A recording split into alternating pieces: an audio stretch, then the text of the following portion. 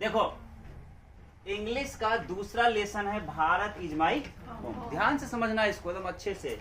ये सब तुमको ऑब्जेक्टिव में काम आएगा और ये सब समरी में काम आएगा, ठीक ना।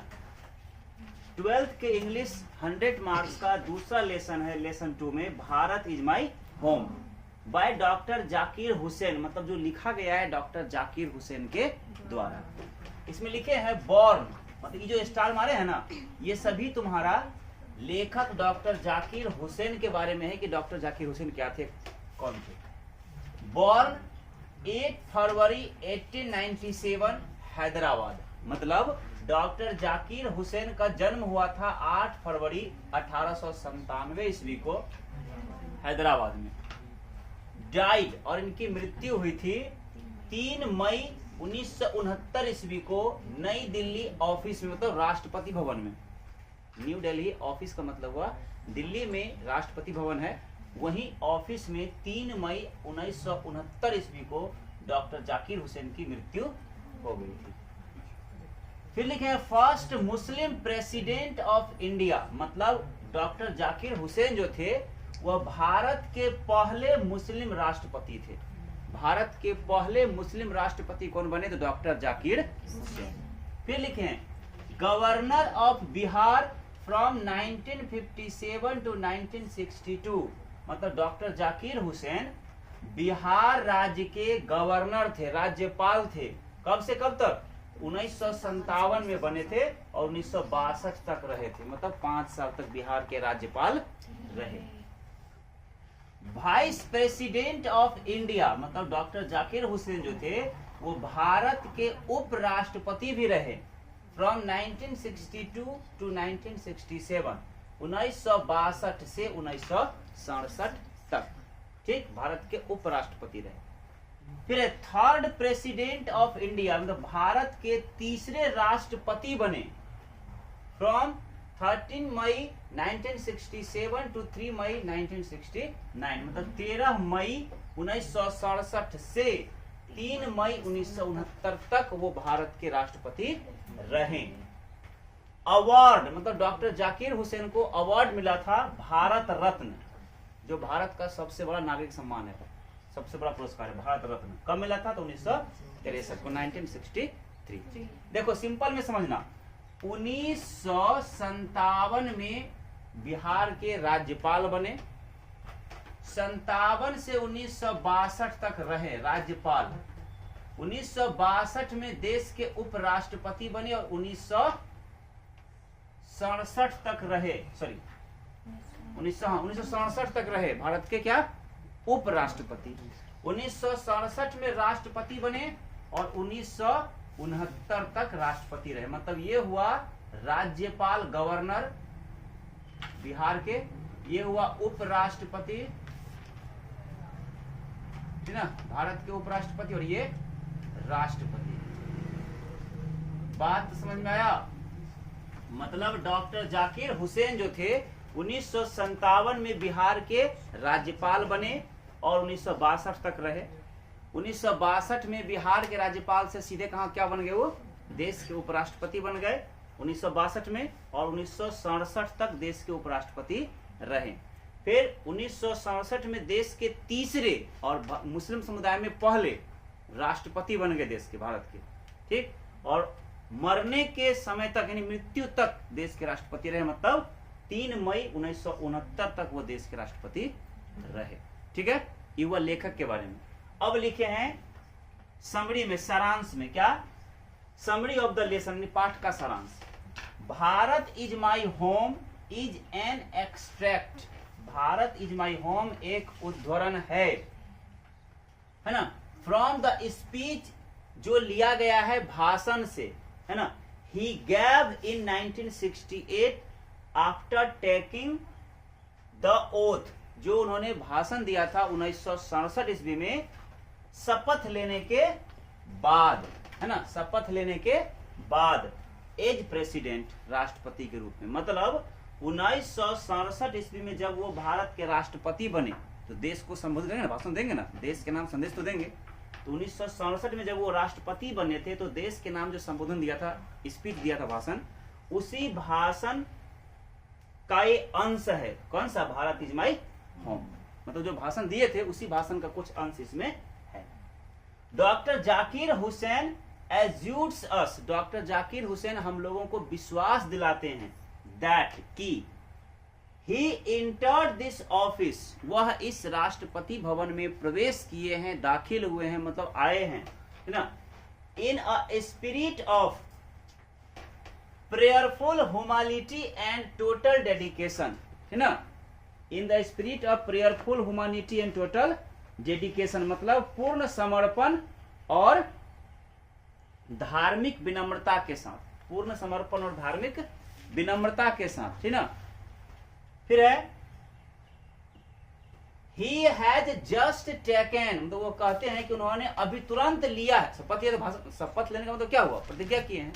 he has just taken the oath, वह तुरंत शपथ लिए हैं, ओथ मतलब शपथ होता है, ऑफ लॉयल्टी, वफादारी का, to the constitution of India, Bharat के संविधान के प्रति। उन्होंने वो कहते हैं कि मैंने अभी तुरंत, है ना, शपथ लिया है भारत के संविधान के प्रति वफादार रहने का। फिर डॉक्टर हुसैन, मतलब doctor Zakir Hussain placed himself, है ना, doctor Zakir Hussain placed himself to the loyalty of our past culture, मतलब डॉक्टर जाकिर हुसैन प्रतिज्ञा करते हैं खुद से। प्लेज मतलब क्या होता है? प्रतिज्ञा करना। डॉक्टर जाकिर हुसैन खुद से प्रतिज्ञा करते हैं, है ना, टू द लॉयल्टी मतलब वफादार रहने का, ऑफ आवर पास्ट कल्चर, अपने पुराने रीति रिवाज के प्रति, ठीक है। ही सेज, वह कहते हैं, ही सेज वह कहते हैं, education is the only instrument, शिक्षा ही केवल वह उपकरण है, which can develop a man, जो विकसित कर सकता है एक व्यक्ति को, स्टेट एक राज्य को, एंड नेशन और एक राष्ट्र को, ठीक ना।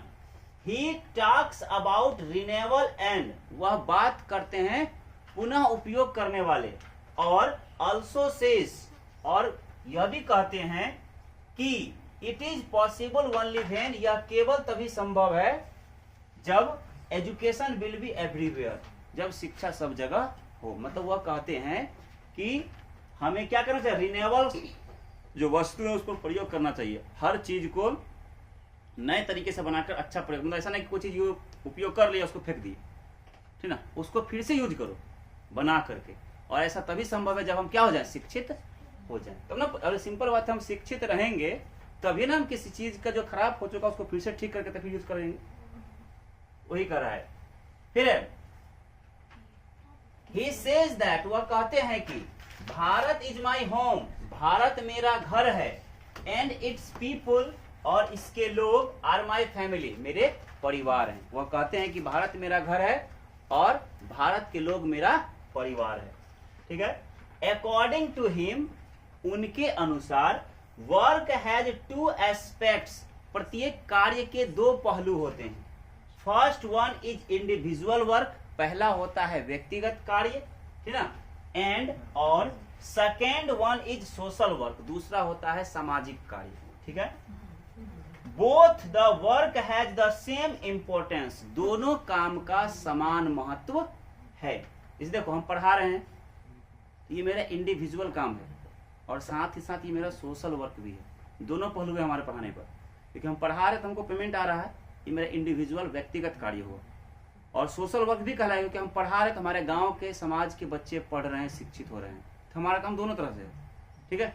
उसी प्रकार कह रहे हैं कि हर एक काम का दो पहलू होता है, एक होता है सोशल वर्क और एक होता है इंडिविजुअल वर्क, मतलब व्यक्तिगत काम और सामाजिक कार्य, ठीक है। तो वही लिखे क्या कि ही सेज दैट, वह कहते हैं कि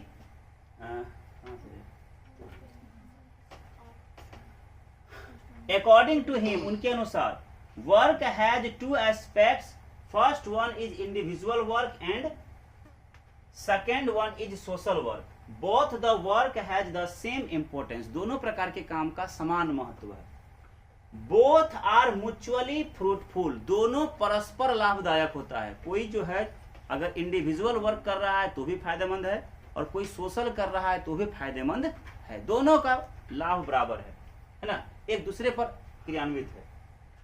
फिर है individual work makes a man strong, जो व्यक्तिगत काम होता है वह बनाता है मानव को ताकतवर, नैतिक और आजाद, ठीक ना। यानी individual work makes a man strong, moral and free, but परंतु एट द पेरिल, जोखिम के समय पर, ही ऑल्सो नीड्स, उसे भी आवश्यकता होती है, the support of the society, समाज की, समाज के सहयोग की। कहने का मतलब अगर कोई व्यक्तिगत काम कर रहा है तो व्यक्तिगत काम करने से उसमें क्या होगा, ताकत आएगा, नैतिकता आएगी और आजादी मिलेगी, ठीक ना। परंतु जब जोखिम में पड़ेगा तो उसको समाज के सहयोग की आवश्यकता पड़ेगी, वही लिखे हैं। Social work has unity and power, तो वही सामाजिक कार्य में क्या है, एकता है और ताकत है, ठीक ना, यूनिटी एंड पावर। फाइनली, अंत में, ही सेज दैट, वह कहते हैं कि I have faith in my people, मुझे अपने लोगों पर विश्वास है, मतलब मुझे अपने देश की जनता पर विश्वास है। हु विल अप्लाई, जो लगा देंगे, दियर फुल एनर्जी, अपनी पूरी ऊर्जा, टू वर्क, काम को करने में। ऐसा समझ में? अब पूरा एक बार पढ़ दो तो ध्यान सुन लो। Bharat is my home, written by doctor Zakir Hussain, born 8 February 1897 Hyderabad, died 3 May 1969 New Delhi office अर्थात Rashtrapati Bhavan. First Muslim president of India, governor of Bihar from 1957 to 1962, vice president of India from 1962 to 1967, third president of India from 13 May 1967 to 3 May 1969, award Bharat Ratna in 1963। Summary of the lesson, Bharat is my home is an extract from the speech he gave in 1967 after taking the oath as president. Dr. Zakir Hussain assures us that he entered this office in a spirit of prayerful humanity and total dedication. He had just taken the oath of loyalty to the Constitution of India. Dr. Zakir Hussain pledged himself to the loyalty of our past culture. He says education is the only instrument which can develop a man, a state and nation. He talks about renewal and also says that it is possible only when education will be everywhere. He says that Bharat is my home and its people are my family. According to him, work has two aspects. First one is individual work and second one is social work. Both the work has the same importance. Both are mutually fruitful.